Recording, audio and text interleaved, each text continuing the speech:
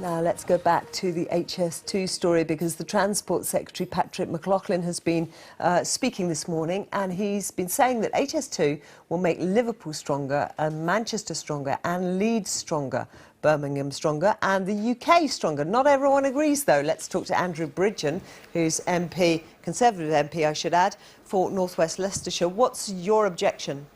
Well, the KPMG report is not unbiased. It's completely sponsored by HS2, and it's come up with the best conclusion it can come up with, is that HS2 could create some growth in northern cities and the Midlands in 30 years' time, by which time the accountants who've just cashed their cheques will all probably be retired. So I think it needs to be independently scrutinised. It's not an independent report like the sort of National Audit Office or the Institute of Economic Affairs, who say that HS2 is tremendously bad value for money. Well, the government's saying 15 billion a year is going to be the revenue.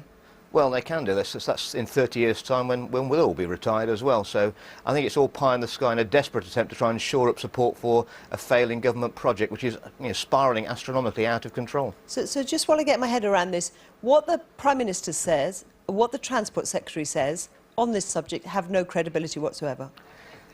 You might say that. I probably couldn't comment. What we do know is that the cost of HS2 is already estimated by the Treasury to be £73 billion, and that's based in 2011 money plus indexation. And this is a project that's going to run for 25 years potentially. So can you estimate where the price tag is going to end up? It's going to end up over £100 billion, and we just can't afford it. We could spend this money far better on local projects, the rollout of superfast broadband, improving connectivity between northern cities.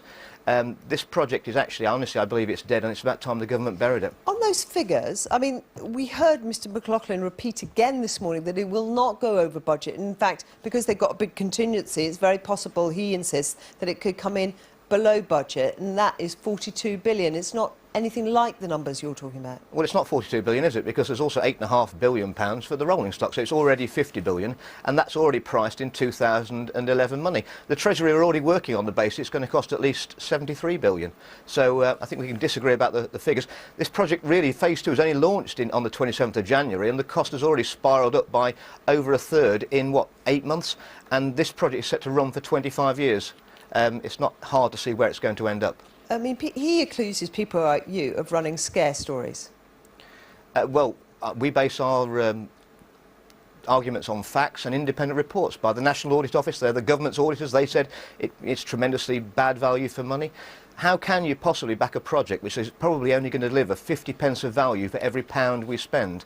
If the government had lots of money to spend, you couldn't support a project such as that. Well, can I just turn to the politics of this? Because what you are saying is, of course, going to undermine credibility in the government, you know, of which you, as a Conservative MP, are a supporter. Absolutely, but I mean, I'm here to represent my constituency of North West Leicestershire, which is badly affected. It cuts straight through the middle of my constituency with no station, so we take all the pain and none of the gain. All constituencies will be contributing taxes to pay for this.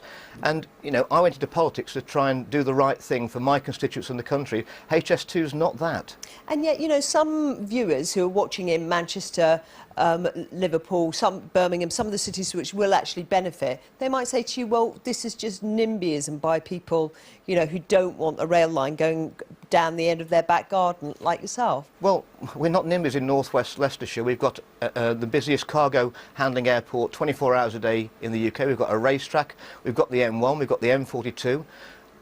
In the top 20 for economic growth in the whole country. We're taking thousands of extra houses to help with economic growth. We're not NIMBYs, but enough's enough. This is tremendously bad value for money, this project, and it will not deliver gains. All it's actually going to do, if it goes ahead, is draw money, as always these rail projects do, draw money into London, not money and talent. Andrew Bridgen, we have to leave it. Thanks for joining us.